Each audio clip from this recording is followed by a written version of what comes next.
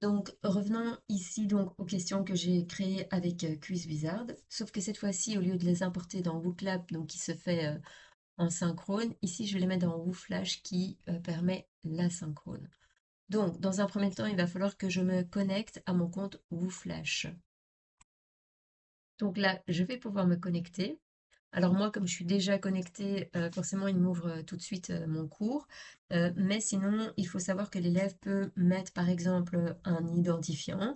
Donc, par exemple, il pourrait mettre élève 1, puis il met un mot de passe. Et donc, ça permet de ne pas avoir de collecte d'adresse mail. Et donc, là, vraiment, l'élève pourra se faire appeler comme il le souhaite. Donc, une fois que j'ai ouvert, je vais retourner dans Wizard. Et là, je vais appuyer donc sur WooFlash. Donc, il va me poser la question de où est-ce que je dois importer tout ça. Alors moi ici, je vais le mettre dans un nouveau cours. Voilà.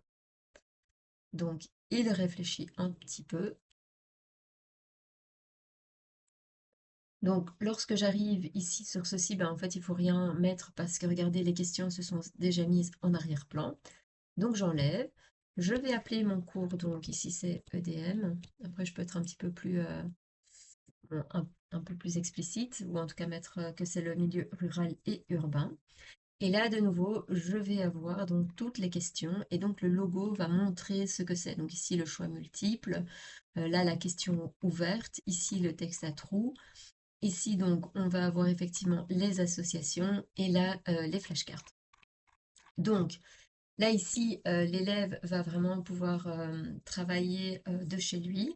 Donc, pour cela, je vais devoir partager donc mon questionnaire. Donc, pour cela, ben, vous voyez qu'il y a ici un bouton qui s'appelle partager. Donc, soit l'élève pourra le faire via le QR code que vous pouvez télécharger, ou alors vous pouvez encore donc copier ici le code pour pouvoir rejoindre donc toutes les questions. Donc, une fois que c'est fait, ben, l'élève aura la même chose dans son WooFlash. Là, je vais pouvoir donc réviser. Donc, dans réviser, on voit qu'il y a ici plein de solutions possibles. Donc, soit par ancrage WooFlash, toutes les questions dans l'ordre, étudier toutes les questions dans un ordre aléatoire, n'étudier que les questions que je n'ai jamais vues. Donc, ici, j'y vais, je révise. Et donc, on va voir que là, il va plutôt le faire en aléatoire. Donc, comme c'est une flashcard, on me donne 3 formes d'habitat urbain. Puis, je vais pouvoir mettre donc euh, afficher. Alors là, de nouveau, c'est un peu comme Quizlet. On peut dire si je le sais ou je ne le sais pas. Ce qui permettra après de ne pouvoir réviser que ce que l'on ne savait pas. Donc, par exemple, je peux mettre, voilà, je le savais. Ici, on voit qu'il est passé sur un QCM. Et donc, ici, de nouveau, on va pouvoir, donc, dans la ville industrielle, quel habitat accueille l'ouvrier, se localise proche des industries et est généralement étroit et uniforme. Hop, je réponds. Voilà, il me dit que c'est juste. Je continue.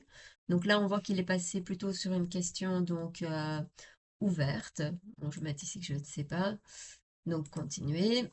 Quelle différence de texte souligne-t-il entre l'habitat ouvrier et l'habitat bourgeois à l'époque industrielle?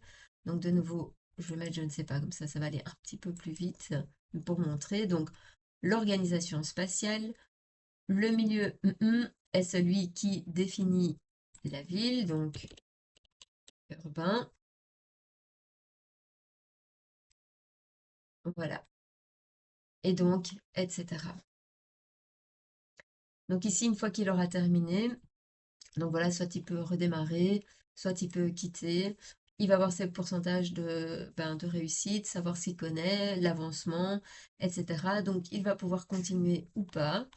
Et donc voilà, donc là je vais arrêter la session et donc il pourra réviser par exemple que les questions qu'il n'a jamais vues, etc.